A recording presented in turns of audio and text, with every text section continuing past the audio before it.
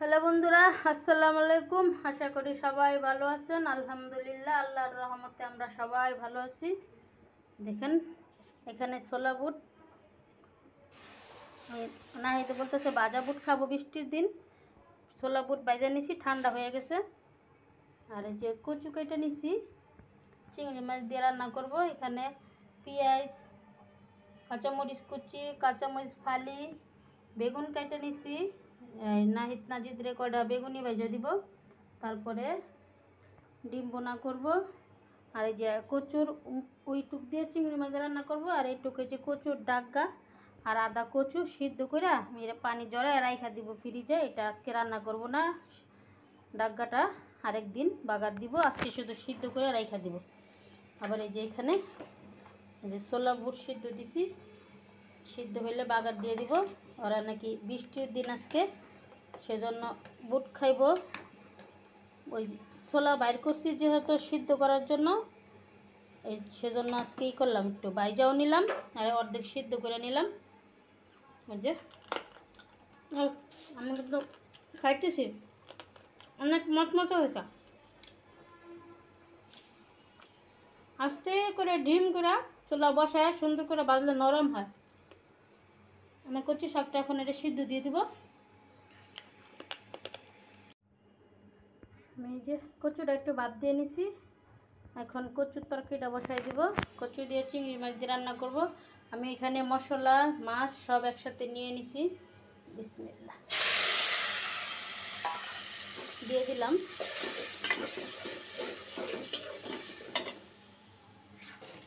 একটু পানি দিয়ে দিব, পানি দিয়ে দিছি। আমার স্ট্যান্ডটা ভেঙে গেছে, সেজন্য ভিডিও করতে একটু সমস্যা হইতেছে, কারণ আমি এক হাতে ধরে আরেক হাতে রান্না করতে পারি না। নাজির পড়তে বসছে কাপে শুধু, সেজন্য করি না। স্ট্যান্ড অর্ডার করছি একটা, অবশ্য দেরি হইব কয়েকদিন আসতে।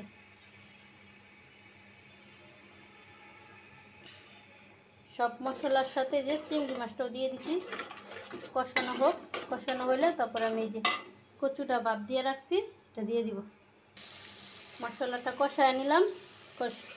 মশলার কালারটা কত সুন্দর হয়েছে, অনেক। এখন আমি যে ভাপ দিয়া কচুগুলা দিয়ে দিব। বিসমিল্লাহ।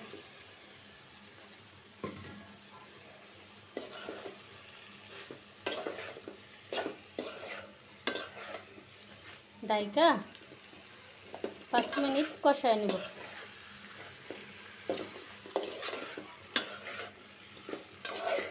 তারপরে ঝোল দিয়ে দিব। 5 মিনিট কষায় নিই। আমার তরকারিটা কষানো হয়ে গেছে, এখন পানি দিয়ে দিব।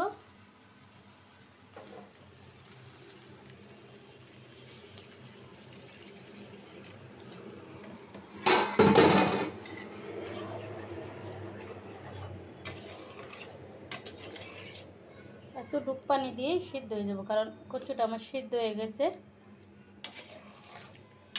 বেশি পানি দিয়ে রান্না করলে পেঁচা হয়ে যাব। বন্ধুরা, আমার কচুর তরকারিটা হয়ে গেছে। এই দেখেন কচুটা কতটা নরম হয়েছে, দেখছেন?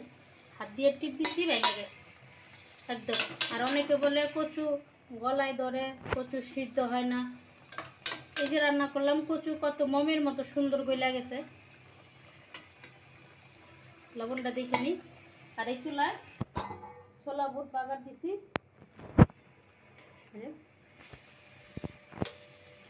তরকারিটা আমার তরকারি হয়ে গেছে, এখন নামাই নিব।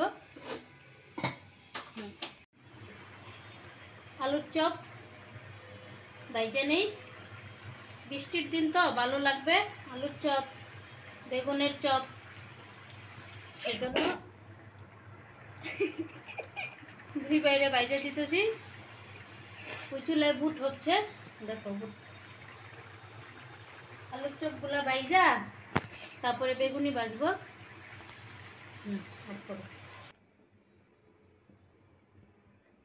আলুর চপগুলা ভাজা শেষ, এখন আমি বেগুনি ভাজতেছি। এই যে ছোলাটাও বাগার দেওয়া শেষ, খাইতে তো দারুণ মজা, করতে যে কি কষ্ট, এই যে কতগুলা থালা বাসন নেমে গেছে।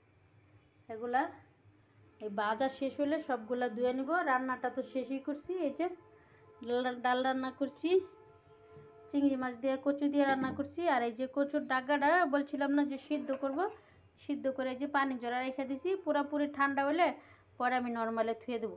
এটা কারণ একদিনে এতগুলো রান্না করলে খাওয়া হবো না। আমি এখানে ওর আব্বু খাই, ওরা তো আর খায় না, বাচ্চারা খায় না, সেজন্য ওদের জন্য এই যে ডিম বোনা করবো। অল্প তেল দিছি কারণ আমার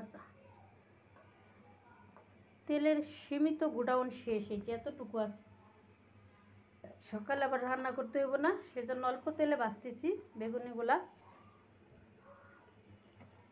নাহলে বেগুনি যদি বড় একদম কড়াইটা বইরা এই পর্যন্ত তেল দিতাম, তাহলে বেগুনিগুলো আরও ফুলা ফুলা হইতো, সুন্দর লাগতো।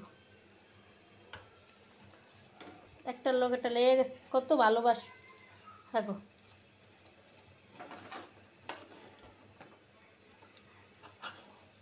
অনেক ভালোবাসে। ওকে বন্ধুরা, বড় ছেলের জন্য এগুলা করতেছি, ও গেছে গা বাইরে, কারণ এগুলো সব ঠান্ডা হয়ে যাব। গরম গরম খাইলে এইসব জিনিস খাইতে হয় গরম গরম, তাহলে আমার এত কষ্ট করার মানে কি।